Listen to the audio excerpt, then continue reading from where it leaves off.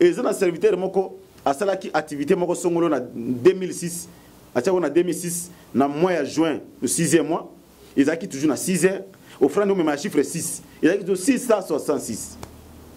Na boko tanga ba kombo ya batu. Mais na pesi nous ga signe moko. Au ministère mo sa ki bana kini a vi. À la sa qui marque de la bête, mais batu ba Monica ki a lobi ne ka bongo mais yemo ko belo ko ni à la sa qui parce que titre album ni zaki opération Drago. Bon, tinanga opération Drago par rapport à nini. Bisco so kotaka ba retraite na ko saka ba bêtise bana nzambe église ba souté. Isika passer na bango ko tele retraite. Nzoka ko sa misama be stratégique a changé. Bien aimé, repens-toi bisiko zali. Avec ko conduire avec l'été. Ceux qui aveugle, biblique aveugle, ceux qui a conduit un aveugle, bangono so bakino dinde na kata libulu. Pasteur a continué na kata ba longe, a continué na kata ba magie, a kobi ki saka yo jamais.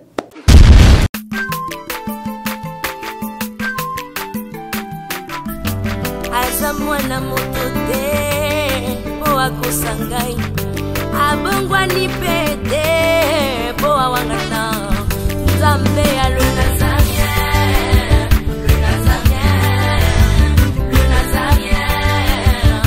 David Nzamba ayebana kika kokoma mokondima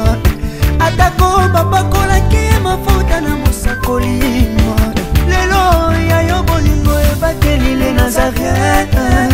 lipamboli oyo mona na katempeni mama kantelobi kola bien mapapu masopi mafuta toko kisi ena elongo na Nzambe oyo babenga na makomi Jésus.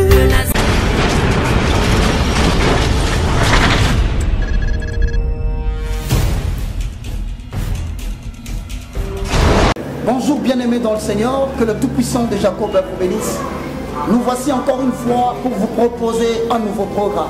Et donc chaque dimanche, sur le Nazaréen, vous suivrez le moindre de tous, l'évangéliste Roger Bas. En accord avec 2 Timothée chapitre 4, verset 1 à 2, je paraphrase. Je t'en conjure devant les hommes et devant Jésus-Christ qui doit juger les vivants et les morts. Et au nom de son avènement et de son royaume, prêche la parole. Nous vous apporterons, bien-aimés dans le Seigneur, le message qui est basé sur Jésus-Christ de Nazareth.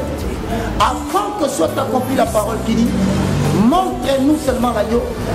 cela nous suffira. Et donc chaque dimanche, sur le Nazaréen, vous suivrez le moindre de tous, l'évangéliste Roger Bach. La prédication, afin que le peuple comprenne la profondeur, la hauteur, la largeur et la surface même de la profondeur de l'infinie grandeur de Dieu qui a été révélée dans notre Seigneur Jésus-Christ. Et donc, bien aimés dans le Seigneur, transportez le message et annoncez-le à tout le monde. Et donc, chaque dimanche, sur le Nazaréen, vous suivrez le moindre de tous, l'évangéliste Roger Bach. À vous tous qui nous suivez sur YouTube, que Dieu vous bénisse. On se retrouve le dimanche, chaque matin, avec une prédication de Jésus-Christ, afin d'éclaircir les Écritures, d'ouvrir les yeux des enfants de Dieu et de permettre à ce que le peuple sorte de ténèbres pour aller vers l'admirable lumière de l'Éternel et recevoir ainsi au travers de cette prédication l'héritage avec tous les sanctifiés. Que Dieu vous bénisse. Shalom peuple de Dieu, Nzambe apambola bino, ezangai humble serviteur, Nzambe atindi katinaba nae l'apôtre Amashia Kayoka. De partout au Bozali, bino bato bolandaka biso na www.nazareentv.com. Nzambe apambola bino. Et l'eau tentolo banabino maté anabiso auto bandote la bino chaque dimanche pour nabino ba posa na bandaku na ebike oza malamu mingi to bando partager lilo banzambe pe to banda pe ko bonde la pona bino parce que to za besoin nzambe a se manifester na via ba na nzambe nyonso. C'est pourquoi nzambe a pambola bino na nyonso oyekoleka. Ciao, nzamba pambola.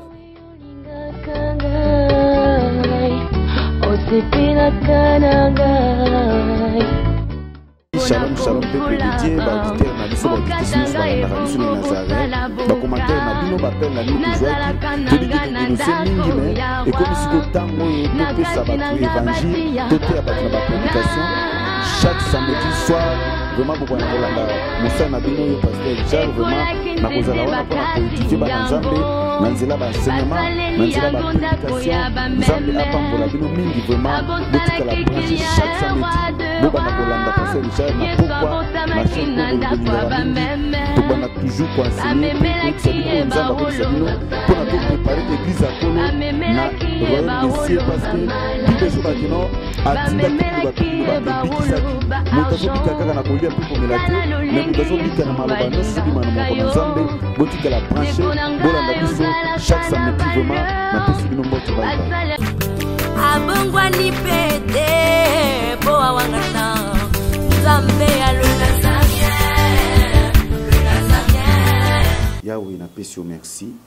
bible biki na ebandeli ezalaki liloba mpe liloba ezalaki mboka na yo yawe napamboli présence no na ntango oyo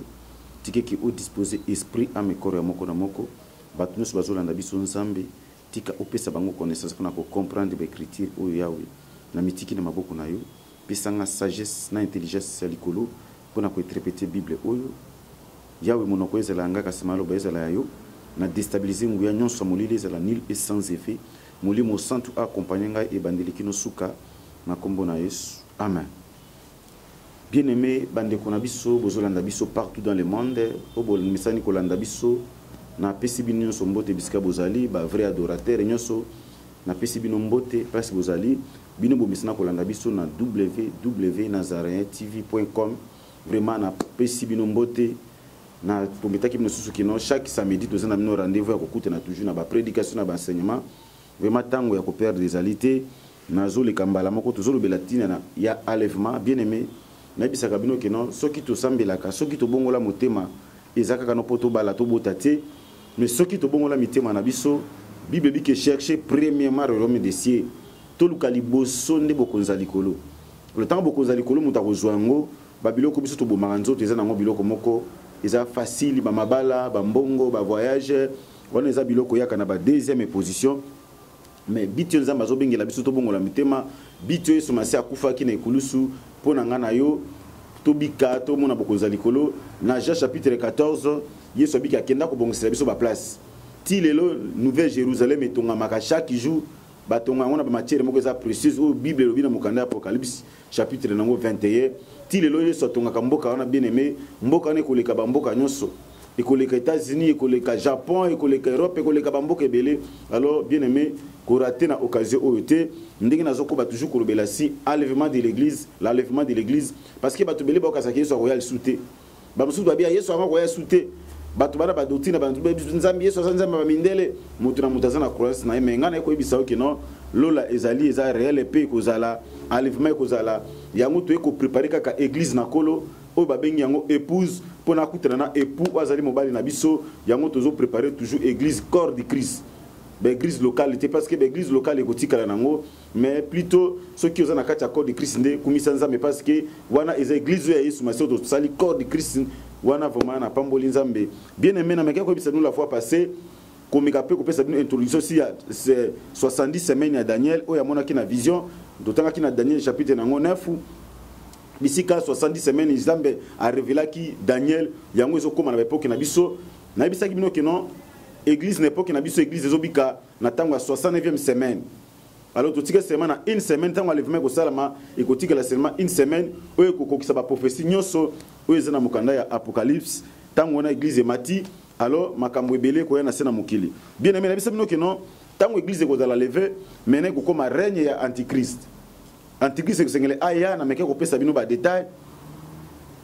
aya ko sala ko séduire mokili aya ko régner na tango na parce que tango moi antichrist a régner penza ndenge ko quitter parce que moi c'est Jésus Christ azana wana o ba bengi église moi nzambe tika makambo mabe e koma ba fléau eya ba trompette beta lokola nano moi sina azali wana yango makambo eza freiner moke marge antichrist zomona kaka ba symptôme na ye tozomona kaka ba vana ye tozomona kaka esprit antichrist zo régner déjà bien que moko na comité mais ba adepte na déjà bazali partout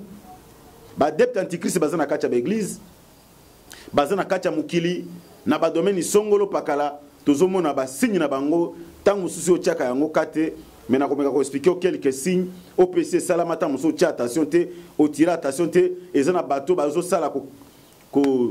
kozala na esprit wana ya antichrist mpona kopesa bato déjà bamarque de la bête na bamoyen mosusu eza na babilamba eza na bamapapa eza na babiloko songolo pakala lelo tozorendre baculte mosusu eza antichrist mais boyoka sike bozorendre culte wana epai ya nzambe ok biso église toki korendre ka culte na biso epai ya nzambe nzambe na biso abongi na lokumu tongo toadoraka ye yango tosanzolaka ye mais lelo bato bazoadore diable mais ça le savoir diable akoti na baéglise bapasteur baza misumulili bandimi baza blé bazo bateke diable asa akoti déjà malgré antichrist nano aye te mais esprit na ye ezo agiri déjà esprit antichrist eza déjà yango tomeka kobake no ntango alevement kosalema maintenant antichrist akoya oni na biso no keno babike nyama moko azokaki mais pota na ye ezaki guéri cela veut dire quelque na d'autres termes tokobake no restauration na bisaki bino na tina empire romain keno oyo akozwa relève bisika antichrist akoya konza empire romain tomonaki na époque ya Jésus empire ezaki très puissant oyo bapesa mimi baloba boma Jésus empire ekunda vérité kino lelo vérité na miso na bango eza caché babombaki vérité mais nzambe lokwa aza nzambe nde asisaki bato mosusu bamema bavérité mpo na vérité ekomelanga na yo eza na bato bapeya baprix mpo na biso toyeba vérité empire nde akozwa relève akokonza monde entier on abeli tokozala na même gouvernement moko tokozala na monnaie moko monnaie oyo babane kopréparer yango déjà bien aimé balingaki kostabiliser si ordre mondial kostabiliser baéconomie ya mboka omonaki période moko ezalaki crise mondiale alors bato balukaki résolution nini boki kostabiliser économie ezala main bamekaki komeka kobimisa euro malgré euro mpe esimbi te maintenant union européenne bakotaka baréunion na bango bazoorganize makambo ngano toyebaka te babimisi monnaie moko malgré monnaie oyo nano eliami te babengi yango na nkombo ya terra monnaie oyo eza terra baprésentaki yango na date ya le 10 juillet na 2009 na sommet moko ezalaki na union européenne baprésentaki monnaie oyo na nkombo ya terra ezalaki le 10 juillet 2009 nde monnaie oyo bamekaki koprésente yango monnaie ekotikala uniquement na mokili na règne antichrist nde tokolia kaka mbongo moko oyo babengi na nkombo ya terra eza mbongo eza deja préparé mais eza na ntango moko nde bakolanse yango moni nzambe azokotarde makambo moke parce que église eza no na se lokola église nano enetwami te yango moni makambo oyo jésus christ azofrene yango mopepe mwa mpena tomona tosentir yango eza te alors tokolia monnaie moko tokozala na mokonzi moko oyo kozala antichrist nde akogouverne mokili mobimba na bayiki aza na deux aspects akogouverne si na domaine spirituel na domaine politique si plan religieux kaka antichrist ndo akonza si plan politique kaka ya akonza nde place otangi na mokanda apocalypse chapitre nango 13 na chapitre 14 ezoloba si règne antichrist alors antichrist oyo okomona ke bilembo na eza ebele pa ya batu mais batu bazoyeba te bien aimé lelo baéglise ezocélébre baculte ya bête mais tozoyeba te mission ya diable ezaka koséduire bato nyonso bamona lola te bato bakenda faire ndenge ya père de lola alingi mpe ngana to père de lola alors komona babiki mutu akoteka te mutu akosomba te soki azangi marke wana ntango antichrist akoya babiki akosala image yekeko oyo akotiana ke bato nyonso bagumbamela yango mutu akoboya kogumbamela ekeko wana bakoboma ye bien aimé bakoboma na lolenge moko nakoki koloba eza bizarre parce que tango Jésus okenda tango yo tika kotanga kombo ya Jésus na mokili oyo antichrist akolinga te na règne na ye batanga kombo ya Jésus parce que eza anti Jésus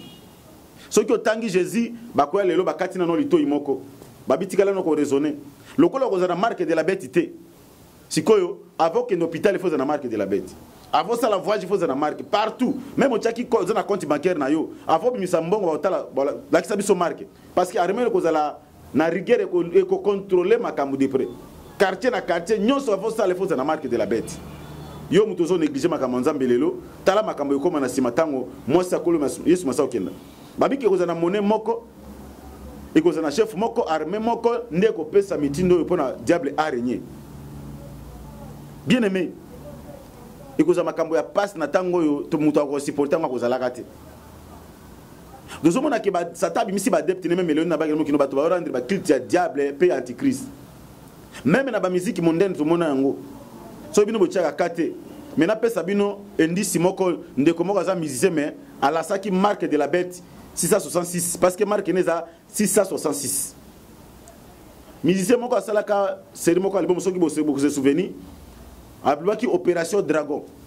c'est Lucifer le moko ye moko sata à titre album on je crois opération Dragon soki na mikosité mais l'opération Dragon qui kobeta crime ko boy bana kini a vi ça qui 3 fois a beta crime bato bachango kate bana kini a vi 3 fois ça veut dire que tout ça on calcule na ba chiffre romain au moins que v ezaka lettre 5 au moins i wana batia yango na majuscule to chango 1 et sali 6 v mosusu et sali 5 na plus 1 on est sali 6 v mosusu ezaba v misatu ba i misatu ya majuscule cela veut dire 666 à la sa marque de la bête ça ba to baiba yango mona ka titre ka libomo na tina ke non opération Dragon. Cela veut dire à qui qu'on lance ka marque à bête mais bato babina bato basomba ba cd bato ba sepela ça le savoir ko yeba lelo na église ba se ba culte même à bête na église mikoleleki ezaki na musala nzambe moko asalaki activité na 2006 anoma ka ezaki na 2006 na 6e mois na 6h offrande à chiffre 6 ezaki jour ko lancer 666 na bandeli ta muso comprendre te ezana serviteur moko asalaki activité moko songolo na 2006 atia na 2006 na mois ya juin le 6e mois ezaki toujours na 6h offrande au même chiffre 6 ezaki toujours 666 na 2007 asalaki toujours activité na 2007 na mois na 7e mois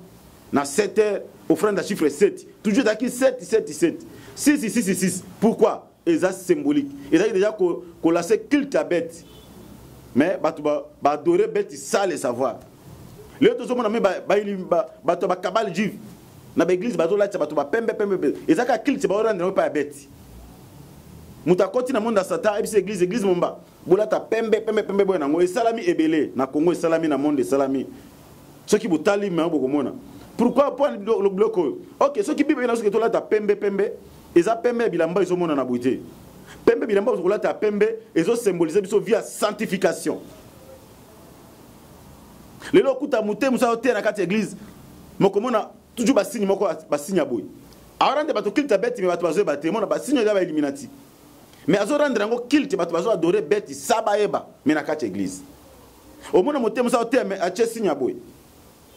3 misapio ezo la 666 6 3 le biloko mo ekoti na kati église bato bazo sala culte ya bête mais bazo baki basali culte ya bête lelo zomona ba pasteur azo bimisa bato ba miselekete ba nyoka banguma akoti na monde kabalastique azo ko invoquer esprit anuka azo célébrer toujours culte ya antichrist azo rendre culte na non c'est même pas nzambe mais azo rendre culte wana na antichrist directement diable akoti na église bato bazo ko adorer diable mais baza ko miyebate yero baki na premier moitié semaine il y a 7 ans oyo bien aimé et cause l'antichrist akoya ko sala règne na ko s'imposer muta ko télé l'antichrist zate et ça même la chef spirituel moko église moko bato bamona que c'est église ya nzambe mais c'est église ya satan photos à clair au moins que chef spirituel nango parce que tableau les awate le ko les a plateau ce qui tableau les ngana koma kombo na eza na kata chapeau na ya lataka bible do koma na latin vicarius fils d'œil mais ça ça li calcule nango toujours to ko bisaka nombre 666 babi que ça combo ya blasphème lelo bato nyoso ba honoraka ba considérer kaye même ba roi ba considérer ka ba ko gumba maliboso na ye même ba chef ba za likolo ba za lever ba zo kambata musumboka ba ya ko gumba maliboso chef spirituel wana ba yebi pourquoi parce que diable a doté na ba puissance azaka incarnation diable bien aimé makamboze belé makambo ba église ezo ngolobela ngote lelo biso ba passer comment ka recevoir reçoit c'est bien bon to éclairer peuple nzambe parce que to komi na ba temps difficile batu ba ki makambo biso zo koma ezo la signe boy mais batu to ko kanga makana ba enseignement moko te ko bala ko bota ko mélancolie ko voyager to boya ngote eza na ka mode ya vie eza ka ba dura na biso parce que le quoi nzambe za papa na biso tala biso bota ka ba na biso oboti bana na yo mais ça te bana ba ko sipre ko papa sombela biso lipe ba bondela ko non parce que ça droit no pare folie saba na yo boti otangi sabango olati sabango makamususu eza ba droit parce que nzambe za papa na biso ko lia ko bala ko meleza ba droit na biso yondo ba ka ba droit na ote yango kokotela ba gene multiplier yango ko saba fort yango ozobomela nzoto non or que makambo eza grave ozo na mukili ba pasteur baza bouche be bazolobela ngote reine atekisi kozala partout pe eza ko régner déjà tout monde qui me collecte la sabino ba papa ya Versace eza na ba 466 ba sani moko eza 555 eza 666 ils ont bakopo nango ba lutu nango ya 555 lokwa dia ba moniki bato batimbela 666 tu vois comme chango 555 mais spirituellement ça ka 666 au mona tie 999 misato ezaka 666 na mona kana ba sivete mo ba tie FFF misato ils ont symbolisé ka marque de la bête 666 est-ce que vous en biloko na ndako na hote parce que esprit ya tikri ces régner déjà na siamou bien que moko ayina otepo asala makambo na bisibino parce que nzambe azo ko empêcher na Jésus azo empêcher na parce que moi c'est Jésus azanano église wa bengi église ezana na mukili yango moni mais ba signe de belé ba mapapa ba sapatu makambo belé ezana ba marque de la bête alors yo mona nzambe osala keba na biloko yo ko sombaka yango te parce que mutu no sa kozwa marque oyo marque eza signe en fer okoza sous sauveté soko zwi signe wana ba koza candidat ali felo okitomata ezana ba sala nzambe ebele oh bazo sala na faveur antichrist bazo pesa bato ba marque sans le savoir tango imposer maboko à transmettre 666 mais yo yebité comment ko arriver que monsieur nzambe asimba magie mais aote letinga pasteur Richard bona simbi magie mais na tikali ka ba benga pasteur mais ngamo na biki na kati ya makambu nanga na sina longwa nanga na nzela nzambe na komi ko sala antichrist sans le savoir bien aimé antichrist aza koya Léon Nangina lobela katina marque de la bête parce que Apocalypse est appelé monene ba makamoze belé fona lobela semaine passée lobela kaka en général na mekaki ko pesa ka introduction makambo ndi ba événement ko zame to koyo ko la signe ti to koma na jugement dernier ti to koma na tep mi to koma na Jérusalem nouvelle to ko koma yango Léon Nangina lobela katina ba caché 166 ba caché ça déjà lancé partout dans le monde nyos na bisa bino que les États-Unis ba osala simba ti ba piste électronique et ça ka marque de la bête mais bazo dribbler ba tuna marque mosusu alors biso église tous allez veiller bien que makambo ta musu ba sataniste ba ko sepela na ngote mais tous a obligé ko bisa bino vérité lokola notre région de ba grand frère na biso ba kufate ba Pierre ba Jacques lokola tous na nzamba pesi biso no moi mikolo na bomoy to bisa bino vérité parce que sata ko linga makambo te lobama ya mo na ba église ebele ba to ba komi corrompi ba passer ba komi corrompi diable ça zubango déjà bazo sala ba traverse seulement pour la gloire à diable après tout le monde bango ba église na bango etondi na ba membre mais bazu ba membre ba dédié bango pa diable atale ba luka komi justifier mage ba simbika kombo ya nzambe mais mokanda jazo banini na yebi bisika yo zali o simbika kombo nanga mais misala zo sala eza misala ngate lelo ba pasteur ebele ba simbika kombo ya Jésus mais na kati kuna bike non to sala na biso diable to sala na biso culte ya 666 culte ya bête ya to zomona ba pratique ebele côté na kati ya église ba pratique ba magicien ba côté na kati ya église ezaka ka pona ko rendre bête culte ko no ko honorer bête parce que biso to sambela ka nzambe na molimo pe na solo po to sa culte moko ezali agréable liboso na nzambe mais soto komi ko sa ba pratique moko magique yeba ke culte wana eza so pona nzambe te e komi mbala moko pona bête tango ba bête eza ye moko diable tabalo ba dragon ye moko satan mais on sala ka ba diversité opération ndenge bibi ke nzamba même ministère mais diversité ba opération diversité ba don ndenge diable pas imita tabalo ba dragon yeka diable tabalo be la bête yeka diable kaka département moko mais kaboni kaka mutuna ba département moko mais société zaka moko bien aimé tout ça la keba parce que marque de la bête ezo pesama et kozala ka renya ko sa mutate ka sombate soki azangi marque wana est-ce que mon nzambe ose veiller est-ce que na l'église yo sambelaka au monde a passé na ba geste monté ba signe moko kabalastique au monde a été na ba signe moko sala bo mais azolo ba makamusu mina ba makamusu lokola ba église bandimi baza pena flou bazo comprendre là on y passe lobi ezala na Amérique ezala na Europe ezala na Afrique ezala na Océanie ezala na Asie partout ba wana ndi ba culte ya diable ezala ba musique mondaine na boko tanga ba kombo ya batu mais na pesi noka signe moko au ministère moi ça qui bana kini a vi à la ça qui marque de la bête mais batu ba monika ke alobi ne ka bongo mais yemo ka belo ko ni à la sanki parce que titre album ni zaki opération drago bon tinanga opération drago par rapport à nini si les mecs ka nzembo normal batu ba bina opération parce que drago c'est diable bibe ba ko boko ba solo pesole ko sala nini et ko siko la bino bien aimé o biso ki mutayebi vérité te batu mungu ba kufa na ba ignorance Les lois église de combien mensonge, je me dis pasteur zo comme église na kacha mensonge. Azo c'est qui pas diable. Pasteur musuko avivaka na mensonge. Abe ba na nzambe kana ba stratégie moko bopoka si manangwazo mbongo. Akobi c'est église église, boko ngola mbongo tongi to tonga temple. Mais tant que pese bo na nzambe ba kongoli ba mbongo wana, ya zumbonga kayo sa makambu naye. Ezali ba kilta beta zo sala parce que nzambe akumisa mate. À cause que le pango ezali to buka le pango mais bien aimé ceux qui ont le pango église buka na ngo comme ça l'appelle bato ba tonga temple mais ozana kata le pango famille nanu mais so bisa bana nzambe non na kobuka na monoko le pango famille mutu ba héritier bazebele yo héritier moko oko bisa que non na buka place jamais même na bo motoboy ozo mona te makambo zo kosa bato et ça toujours zone de culte na bête parce que obona que pasteur a comme un espion mensonge azoluka moi moko utiliser comme mensonge ba bisa bana nzambe mbongo. Tant que nzambe asema mbonga mutoki na mbonga pasi ba pesi ya zumbonga na wasana ngo ba mbiasi azora de kilte moko pa beti mais bino zo mona ke bozo agre nzambe non nzambe vivre risque mensonge zate nzambe vivre risque ba compromission zate ya mabe ya satana bible dit que quel est le rapport entre Satan Bélial na Jésus rapport ni entre lumière na ténèbres ou bien za pona nzambe ou bien za pona Satan mais tala misala ozo sala. Vous toujours des bâtiments diaboliques, mais ça, le savoir. Mais déjà, garé ban nzambe. Yango moni nzambe abimisi génération mususu o bakoyebisa bana nzambe vérité nzambe ba privatiser kaite. Lelo basala nzambe belé nzambe sa tika bango depuis. Bien aimé. Époque mabo nzambe bana ko tambola na roi Saoul. Mais tango Saoul a bebisa kina nzambe, babike molimo nani nzambe atindi roi Samuel akene ko koendre David akino na zamba uboko la ba nyama ba meme déjà nzambe alongola ki molimo ne pas Saoul et que pas David mais Saoul amona akazaka mokonzi okoti kala naka oteka batu ba mona ke pasteur mais nzambe sa tika o depuis kala olia ko lukozongela nzambe olingo mi justifier yo zo kosa batu zo kosa nzambe te ozo kosa pe ko sens na te so comme ni mabe moko ba bimi batu ba comprendre ngo o changer stratégie mikolo changer siko stratégie mususu bisiko zo kotaka ba retraite na ko saka ba bêtise bana nzambe église eba souté isika passer na bango ko tele retraite nzoka ko sami sama be stratégie ka changer bien aimé repens-toi bisiko zali nzambe za camarade na ote nzambe abeta ka bien aimé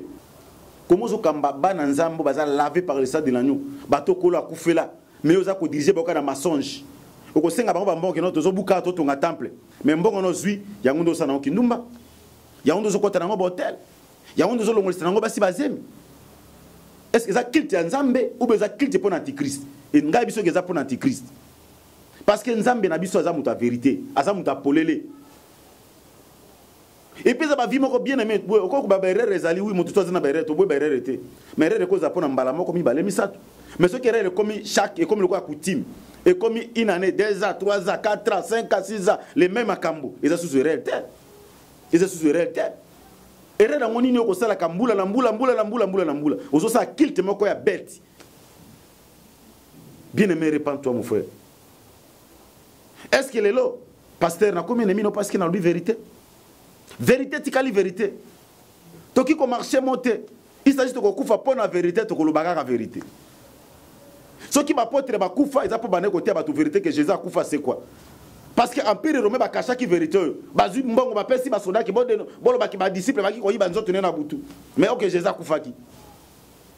lokola ba pierre ba kufa pa te ba to vérité ba Paul biso to kolana kaka même trace na bango to côté a vérité te ko sala au passe ate ko soit yo mais ba ki za vérité ba Christ so monte o sa ba Christ bête lelo moni mo sena nzambe na kati église azobele azokoti gege. Ok, Bible que au nom de Jésus, mais sort au nom de Gégé. Très bien aimé.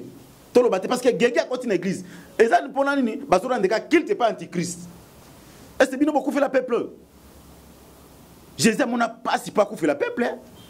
Yo mutu moko individuel la muki nanda kuna utaki sona tribune so ko koloni so utaki wapi wewe ukapare na peuple nzambe. Non, to utika ote. To utika obebi sa peuple nzambe parce que peuple zana mutu moko fait la bango. Et c'est la mouvement va bête qui va c'était andima qui a couvre pas sauver peuple mais le ko zong sa peuple pas Satan et puis ba pasteur va continuer à ma magie bien aimé il va que ba dédier ba amonyo so va ça mais l'église na bango ba dédier bango pas antichrist Yo ka sozo mozo zo vite ba teka esprit na okala. Ya ko mona na ba église repentance ezate. Kuna ko mona jamais passer à terre repentance. Ezaka boko kende Europe, boko kende Amérique, boko koma ba ministre. Donc makambuka à terre. Ba teka repentance te. Parce que ba komi corrompu, parce que ba amena bango eza vandi na monde de ténèbres. Bien aimé, Bible bien mon Apocalypse chapitre 18 verset 4. Bible dit que mon peuple sortons milieu d'eux. Parce que comme église à Babylone, Bible zo benga église sangana ba démon, o ba passer ba côté ba magie, et zo benga Babylone est la grande mère des abominations. Apocalypse 18 4 dit que mon peuple sortons milieu d'eux. Bima bien aimé mon dans l'église zo landanga. So comme on a passé dans nos clés à côté na ba pratique tolobia, ba pratique mo magique, bima parce que à côté kaba me batu. Avec le conduire aveugle était. Ce qui est aveugle, biblique aveugle, ce qui a conduit un aveugle, bangono so bakino dina nakata libulu. Pasteur a continué à kata ba longe, a continué à kata ba magie, a kobi ki saka yo jamais. Atobi ki ngana olonga na obanga nzambe ba ke ye a signé pacte na Satan. Tant leader a signé pacte na Satan, eza pas même peuple nyonso baza simana pe pas Satan. Ako me mona lolo la jamais parce que moko raté lola, mais mona lola. O mona ngo. Bien mon peuple biblique bima Apocalypse 18:4 bi kino bima na kata batu. Bima na Babylone est la grande. Bima na biska bosa kilte toujours à bête. Les lobes ils ont salé na l'église. Et aussi dans la société. Les lobes faut pas engager dans la société, il faut la membre de la franc-maçonnerie. Il faut pas continuer à katia vaudou. Ba continuer à katia rose croix. Et c'est na ba société belé zawa, rabo kotanga ba kombo. So que ça demande ba biso que non, yo za muta raisonner. Yo ka za muso za réseau ya communication, nde réseau ba tout na réseau ya longe ni ozali. So ko lingo ba peso musala ba peso des papiers au signer na biki rouge. So signer na biki rouge ba ko ça au signer alliance ça eba. Au signer pacte ya makila nde au continue musala. So ko boy au musala ezate. Lelo partout na ba biso na biso ba entreprise, ba église, Satan sa koti, ba rendre kit moko pas antichrist, ça le savoir est bien aimé. Yango bibi kino marque de la bête ko betama. Après enlèvement ko koma sko yemo ko Satan ko ya a imposer mutu no sa na marque wana. Yango moni ba konzi ba ko tele ko ba nyo européen ba sangana nous bate ba zoluka toujours pour nini nde ba ko stabiliser makamonyos. Alors tant ba ko stabiliser monnaie on a bien monnaie ko ba terrain e ko lié ma monde entier nde place vie ko koma kitoko. Ko lié ko za kitoko ba ko futa ba tout bien parce que ko za souté mais yeba ke suka na ko yo ke na faire. Tant ba osa makambo za pa vérité mo za caché na kati. Bien aimé yeba ke le pona leona ko mo kitana ko na suka presque. Leona lunya be la kati na marque. Ce qui est sur zongité semaine prochaine na megape kokota siko na ba dette monde ba na ko enseigner ba fleur ko na ko beta ba trompette na ko na ko expliquer ngo malembe parce que Apocalypse ça quand même on ba révélation ça et belé ko bimisa tina sujet au mais pour na lelo na zaki na tina règne antichrist pour na marque de la bête oyo ko pesama pe ezo pesama la mikolo ki to connais pas maman moko maman 66 na masina maman mwana 15 ans maman mambote abaki ende antichrist ende okuda ndako ne nyonso za 66 abeta na porte ndako na ye makamone nyonso za 66 mais azana magasin ne pena antichrist mais zaka ka vanwana azaka ka adepte ya Satan o azuru ka pe ko sa marque ndeba passer musuba osala ndenge ba musicien musuba osala ndenge pe mama mambo tazali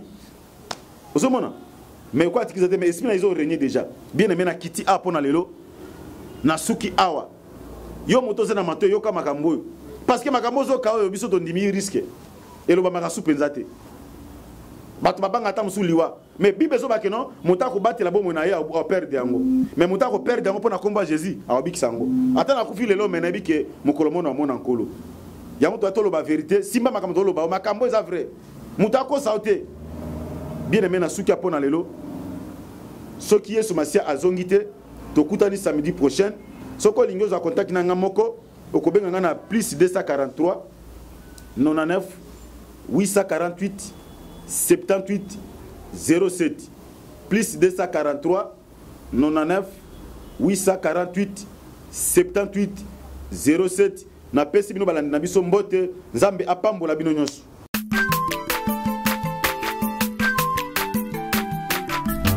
Aza mwana moto te po akosangai